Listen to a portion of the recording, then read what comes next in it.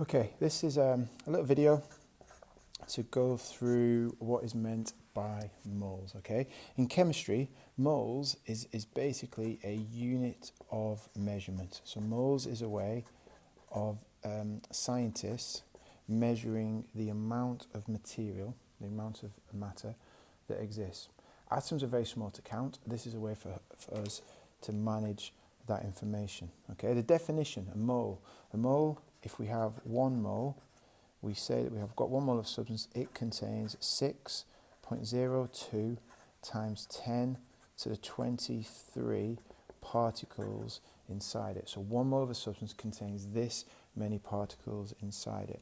And this number, this 6.023, is referred to as Avogadro's constant.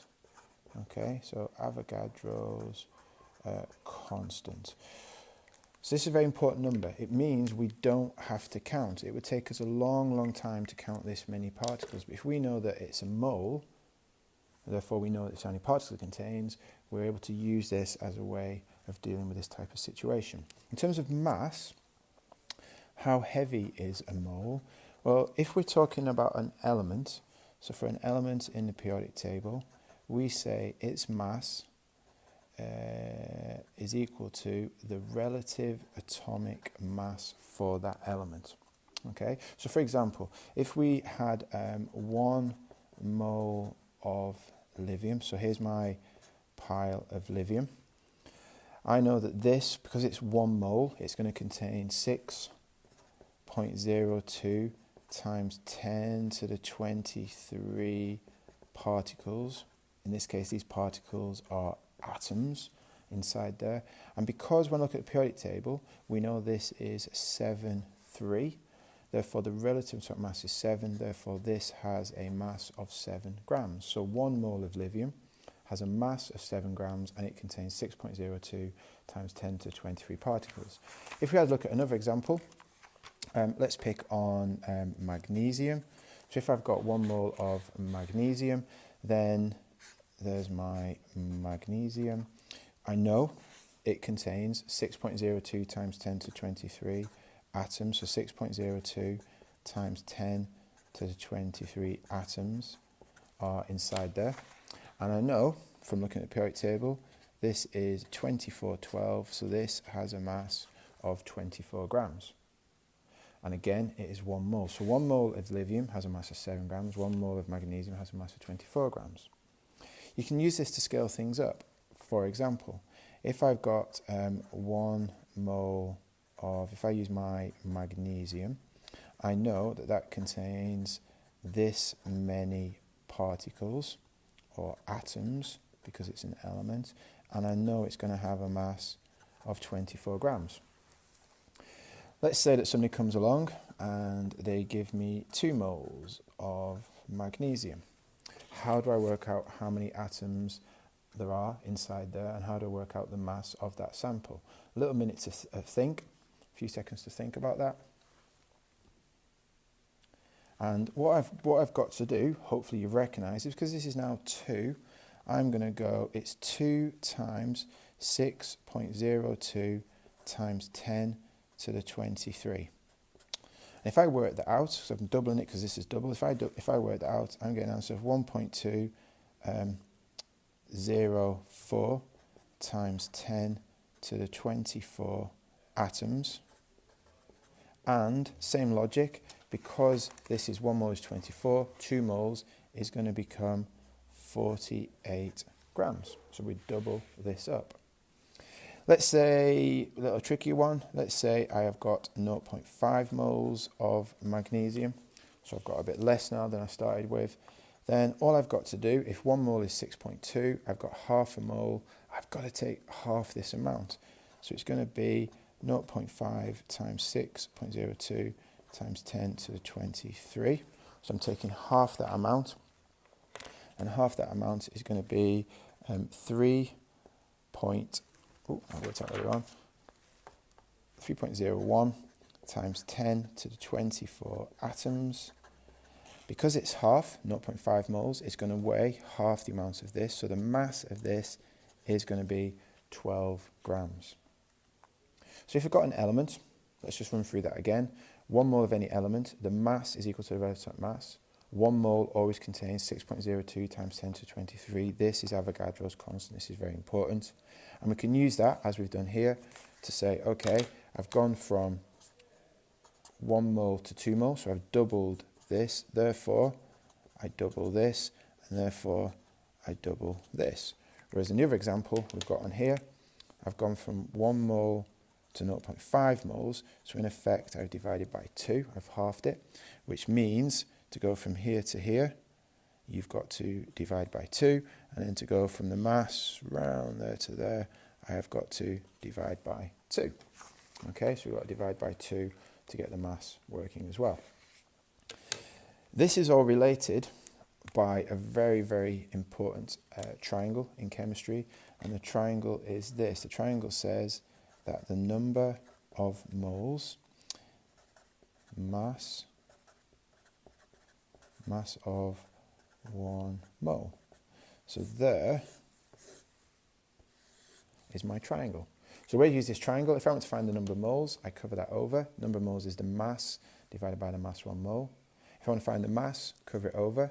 Number of moles times by the mass of 1 mole. If I want to find the mass 1 mole, I take the mass and I divide it by the number of moles. So this triangle allows me to manipulate any of these calculations in order to find mass, number of moles, or mass 1 mole. This is important you remember. So please, please, please take some time, learn this, pin it up on a wall somewhere, keep looking at it, get it into your memory so you're able to recall it in an exam situation. Let's have a look for compounds, because if we've got a compound, we've got a little bit of an extra level to think about. Anything is 1 mole is this many particles, 6.02 times 10 to 23, Avogadro's constant. When we talk about the mass of a compound, so 1 mole for a compound is equal to the relative formula mass of the compound. Okay, so the relative formula mass of the compound in grams is the mass. What does that mean? Let me show you what that means. If we had 1 mole of water, H2O, okay, so here is my H2O, I've got 1 mole of it. Because I've got a compound here that contains a number of different elements, what I've now got to do is calculate the relative formula mass. So to do that, I take my hydrogen, and there's 2 of them. I take my oxygen, there's 1. I've got 1 times 2. I have got oxygen is 16 times 1. Work that out, that's 2, that's 16. The answer is 18, so that's 16. Let's just write that there for you, 16, so the answer is 18. So I've got a mass here of 18 grams, so 1 mole of water is a mass of 18 grams, and it still contains 6.02 times 10 to the 23, but this time they are molecules. So it contains this many molecules of water inside there. Let's do another one, just as an example. Let's this time pick 1 mole of carbon dioxide. So there is my carbon dioxide. And if I've got 1 mole of carbon dioxide, I've got to, again, it's not on the periodic table, I've got to work this out. So I've got carbon, there's 1 of them, which is 12 times 1, which is 12. Oxygen, there are 2 of them, which is 16 times 2, which is 32. Add them together, 44. So this has got a mass of 44 grams, and it still contains 6.02 times 10 to the 23 molecules of carbon dioxide inside it. Okay, let's move this on. Just check the idea about these ratios. So we know that 1 mole of any substance is, for an atom, is equal to the relative atomic mass. If it's a compound, then we've got to work out the relative formula mass, and this is what we've been doing here. Let's have a look then at the idea of the ratio. So if I just push that up there, out the way. So in this example here, let's have 1 mole of, and let's use our water again from our previous work. So 1 mole of water. We know that 1 mole of water contains 6.02 times 10 to the 23 molecules of water. And we know that water has a mass a relative formula mass of 18, therefore the mass of 1 mole is 18 grams. If I was to have 2 moles of water, that would give me 2 lots of Avogadro's constant, so it's 2 lots of that many molecules, which is going to be 1.204 times 10 to the 24, and that is going to equal 18 doubled up, because it's 2 moles, is going to equal 36 grams of water. If I had 0.5 moles of H2O, then what I've got to do here, this is 1 mole, half a mole is going to be half that amount, so it's 0.5 times by 6.02 times 10 to the 23, which is going to be 3.01 times 10 to the 23 molecules of water, and the mass of that, the 1 mole is a mass of 18, half a mole therefore is going to have a mass of 9 grams. So just to remind you, 1 mole to 2 moles we double, therefore we have to double this number and we have to double this number. If we then look at this bit as an example, you got 0.5 moles, therefore this is dividing by 2. To get from there to there, you divide by 2, and to get from there all the way around to there is also dividing by 2. Okay? There's going to be other videos later on that are going to show you how to use the triangle that we were talking about here earlier, and we're going to show you some examples of how to use this triangle in order to do some of these calculations that we've got. Okay, thank you very much for listening.